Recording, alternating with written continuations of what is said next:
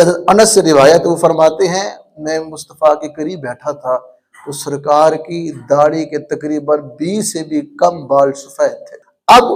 عبداللہ بن عباس فرماتے ہیں ابو بکر نے سرکار کی بارگاہ میں یہ عرض کی یا رسول اللہ آپ بوڑھے ہو گئے ہیں؟ تو میرے مصطفیٰ نے فرمایا نہیں ابو بکر، جب سے مجھ پر سورت ہود نازل ہوئی ہے، سورت واقعہ نازل ہوئی ہے، مرسلات نازل ہوئی ہے، سورت نبا نازل ہوئی ہے، اذا الشمس جب نازل ہوئی ہے، ان صورتوں نے مصطفیٰ کو بوڑھا کر دیا ہے۔ اب اس کی تفسیر فرماتے ہیں کہ بڑھاپے سے مراد یہ نہیں ہے جو ایک بڑھاپا ہوتا ہے، نہیں، فرمایا سرکار اس قدر بیٹھے تھے کہ بندہ جوانی میں اللہ کو یاد کرتا ہے، خوف خدا اس کے اندر ہوتا ہے، خشیت الہی کا نور اس کے دل کے اندر ہوتا ہے، پھر کیا عالم ہوتا ہے؟ خوف خدا کی شدت اس کے چہرے پہ ہوتی ہے، اللہ کا خوف اس کے چہرے سے نظر آتا ہے۔ پھر سرکار کو جب دیکھا نا وہ چہرہ سرکار کا ایسا متغیر تھا، تو ابو بکر نے جب عرض کی تو سرکار نے فرمایا مجھے ان صورتوں نے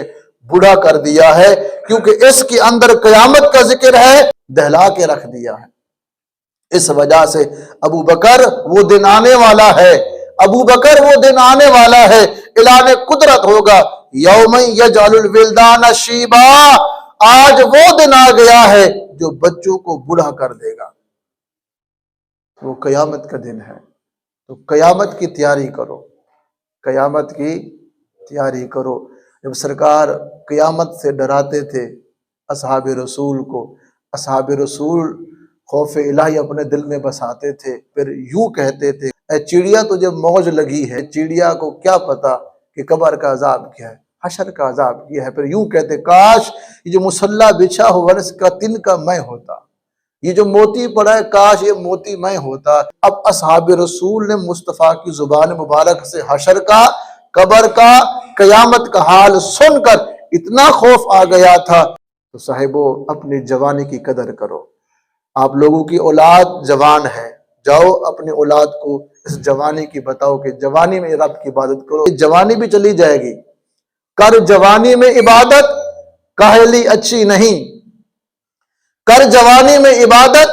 کاہلی اچھی نہیں، جب آ گیا بڑھاپا تو پھر بات بن پڑتی نہیں، ہے بڑھاپا بھی غنیمت جب جوانی ہو چکی، یہ بڑھاپا بھی نہ ہوگا جس دم موت آ گئی۔ تو موت تو آنی ہے، اٹل فیصلہ ہے، تو خود بھی اللہ کی بارگاہ میں اور اپنی اولادوں کو